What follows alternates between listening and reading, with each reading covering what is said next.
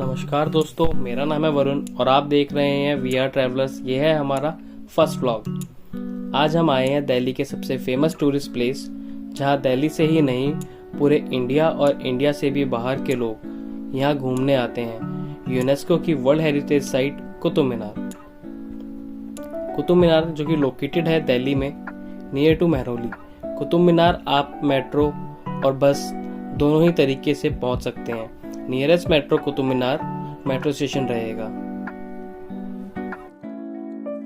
चलिए दोस्तों, शुरुआत करते हैं टिकट काउंटर से।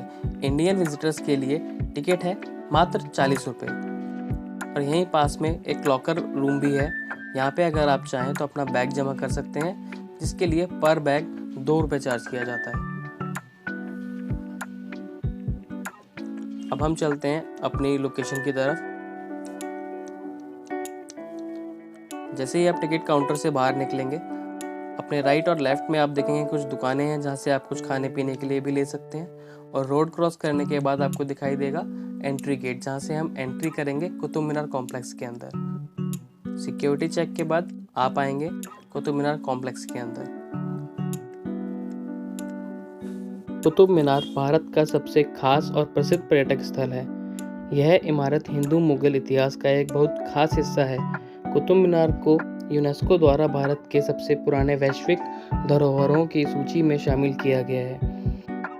कुतुब मीनार दुनिया की सबसे बड़ी ईंटों की मीनार है, जिसकी ऊंचाई 72.5 मीटर है। मोहाली की फतेह बुर्ज के बाद भारत की सबसे बड़ी मीनार में कुतुब मीनार का नाम आता है। कुतुब मीनार के आसपास परिसर कुतुब कॉम्प्लेक्स है, जो कि यूनेस्को वर्ल्ड हेरिटेज साइट भी है। अगर हम बात करें कुतुब मीनार की ऊंचाई कितनी है, कुतुब मीनार को लाल पत्थर और मार्बल से बनाया गया है। कुतुब मीनार की ऊंचाई 72.5 मीटर है और इसका डायमीटर 14.32 मीटर है।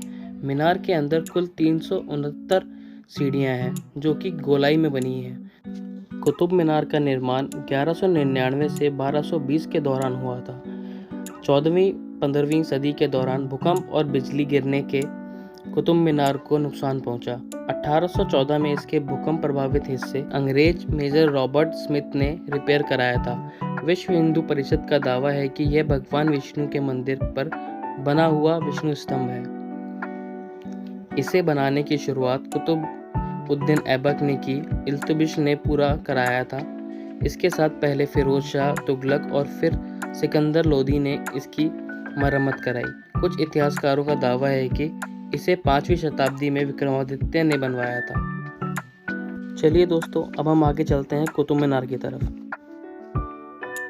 जैसा कि आप देख पा रहे हैं, यहाँ पे बहुत ही अच्छे फोटोजेनिक व्यूज़ हैं। यहाँ पे आप अपनी फ़ोटोशूट भी बहुत अच्छे से कर सकते हैं और अपनी इंस्टाग्राम के लिए रील्स वगैरह भी बना सकते हैं। मीनार को बनाने वाले इंसान का नाम बख्तियार काकी था, जो कि एक सूफी संत था। बताया जाता है कि मीनार का नक्शा तुर्की के भारत में आने से पहले ही बनवाया गया था। लेकिन सबसे अजीब बात यह है कि कुतुब मीनार के बारे में भारत के इतिहास में कुछ भी दस्तावेज नहीं मिले हैं। बताया जाता है कि इस मीनार को राजपूत मीनार से प्रेरणा लेकर बनवाया गया था। कुतुब मीनार पारसी, अरेबिक और नागरिक भाषाओं में इसके इतिहास के बारे में कुछ अंश दिखाई देते हैं, लेकिन कुतुब मीनार के इतिहास को लेकर जो भी जानकारी है वो फिरोज शाह तुगलक 1351 से 89 और सिकंदर लोदी 1489 से लेकर 1517 से प्राप्त हुई है। आपको हम बताना चाहेंगे, कुतुब मीनार के लेफ्ट साइड में जैसे ही आप चलेंगे, आपको देखने को मिलेगा इमाम ज़मीन का मकबरा। इमाम ज़मीन की कब्र मुगल शासक हुमायूं ने 1568 में बनवाई थी।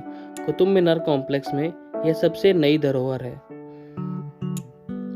इमाम ज़मीन का शानदार मकबरा कुतुब परिसर में एक कम ज्ञात स्मारक है, जबकि वशिष्ठ राजवंशों से संबंधित अकेले स्मारक पूरी दिल्ली में बिखरे हुए हैं। ऐसे स्थान भी हैं जहां पर बाद के शासकों और महान ऐतिहासिक व्यक्तियों ने अपने स्मारकों का निर्माण करने के लिए चुना है। दिल्ली में कुतुब परिसर एक ऐसे स्थल के रूप में खड़ा है जहां 4वीं शताब्दी ईस्वी के गुप्त राजवंश के समय के अवशेष, प्रारंभिक मध्यकालीन काल के दिल्ली सल्तनत के स्मारकों के साथ साथ मुगल युग के स्मारकों के साथ मेल खाते हैं।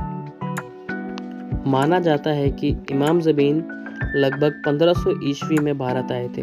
वह मध्य एशिया में अपने मूल तुर्किस्तान में उपमहाद्वीप में चले गए और दिल्ली में बस गए। अपने समय में कई अन्य लोगों की तरह संत चाहते थे कि उनकी मृत्यु के बाद उन्हें लंबे समय तक याद किया जाए। जिस समय वह भारत आया उस समय दिल्ली के अंतिम सुल्तान थे लोदी, जो हमारी राष्ट्रीय राजधानी पर अपना अधिकार जमा बैठे थे। ज़मी ने मुगल शासन के शुरुआती दिनों को देखा जब बाबर ने 1526 में अपना शासन शुरू किया और उसके अंतिम दिन 1538 में दूसरे मुगल सम्राट हुमायूं के शासन के दौरान आए। ज़मी ने स्वयं अपनी कब्र के निर्माण का आदेश दिया और उनकी मृत्यु के बाद उन्हें छोटे लेकिन अलंकृत कब्र के अंदर दफनाया गया। दोस्तों, अब हम दोबारा आ जाते हैं अपने कुतुब मीनार की तरफ। जैसा कि हम देख पा रहे हैं, कुतुब कॉम्प्लेक्स वास्तव में ही बहुत सुंदर जगह है। इसके चारों तरफ ग्रीनरी को भी बहुत अच्छे से मेंटेन किया गया है और कुतुब मीनार के ऊपर अगर ध्यान से देखा जाए तो इस पे कुरान की आयतें लिखी गई हैं। नीचे से ऊपर तक टॉप की तरफ अगर आप देखते हैं तो पूरा नीचे से ऊपर तक कुरान की आयतों को यहाँ पे लिखा गया है। दोस्तों, इस जगह पे मैं पहली बार आया हूँ और पहली विजिट में मेरे को ये जगह बहुत सुंदर लगी। यहाँ चारों तरफ छोटी छोटी बारीकियाँ भी देखने लायक हैं। अगर आप देखेंगे तो खिड़कियाँ और दरवाजे, उनमें भी इतनी अच्छी नक्काशी करी गई है। पिलरों को भी बहुत सुंदर तरीके से बनाया गया है। राइट साइड और लेफ्ट साइड दोनों साइड आप देख सकते हैं कितनी सुंदर नक्काशी करी गई है। कुतुब मीनार का लाल पत्थर अपने आप में ही सूरज की रोशनी में खूब अच्छे से चमक रहा है और कुरान की आयतें बहुत ही अच्छे से अभी भी पढ़ी जा सकती हैं।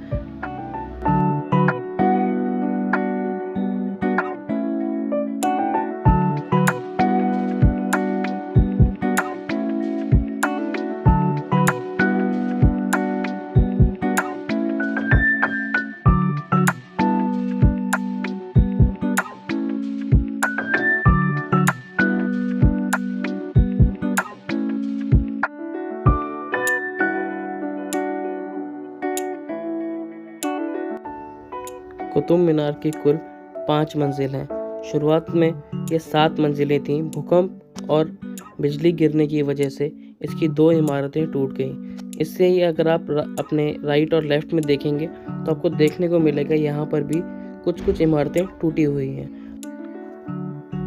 सामने आप देख पा रहे हैं लोह स्तंभ। आइए अब हम लोह स्तंभ की तरफ चलते हैं।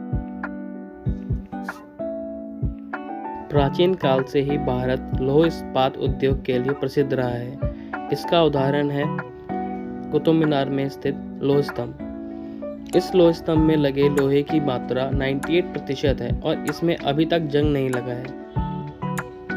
इतिहासकारों के अनुसार यह स्तंभ वंश के चंद्रगुप्त द्वितीय का है। कुछ अन्य के अनुसार इसका निर्माण सम्राट अशोक ने अपने दादा चंद्रगुप्त मौर्य की याद में करवाया था, परंतु विशेषज्ञों का मानना है कि इसका निर्माण इनके पहले हो चुका था। यह पहले हिंदू व जैन मंदिर का हिस्सा था। इस स्तंभ पर संस्कृत में जो खुदा हुआ है उसके अनुसार इसे ध्वज स्तंभ के रूप में खड़ा किया गया था। इस पर गरुड़ स्थापित करने हेतु इसे बनाया गया होगा, इसी कारण इसे गरुड़ स्तंभ भी कहा जाता है। इसे मथुरा में विष्णु पहाड़ी पर भगवान विष्णु के मंदिर के सामने ध्वज स्तंभ रूप में लगाया गया था। बाद में 1050 में यह स्तंभ दिल्ली के संस्थापक अणंगपाल द्वारा यहाँ लाया गया था। यह लोह स्तंभ लगभग 1600 वर्ष से भी अधिक समय से खुले में खड़ा हुआ है और इतने वर्षों बाद भी इसे जंग नहीं लगा। यह बात दुनिया भर के लिए आश्चर्यजनक है। इस स्तंभ की ऊंचाई लगभग 735 सेंटीमीटर है, जिसमें से 50 सेंटीमीटर यह जमीन के अंदर है। इसका वजन लगभग 6096 किलोग्राम है। 1961 में किए गए एक रासायनिक परीक्षण में पता चला कि यह शुद्ध इस्पात का बना है। दोस्तों, अब हम आपको दिखाएंगे कुतुब मीनार रात के समय में कैसा दिखता है। अभी थोड़ी शाम होनी शुरू हुई है और कुतुब मीनार की लाइट्स जल चुकी हैं। आप देख सकते हैं कुतुब मीनार की सुंदरता को और बढ़ते हुए। कुतुब मीनार रात के समय में और सुंदर दिखता है। रात के 8:30 बजे तक यहाँ का टाइमिंग है। अगर आप देखना चाहें तो रात के 8:30 बजे से पहले यहाँ पे आ सकते हैं और कुतुब मीनार में लाइटिंग। दोस्तों, हम आपसे इजाज़त चाहेंगे और चाहेंगे आप हमारी वीडियो पे ज़्यादा से ज़्यादा लाइक और सब्सक्राइब करें और हमारी वीडियो को अपने फ्रेंड्स के साथ शेयर करें। Thank you. You are watching we are blogs.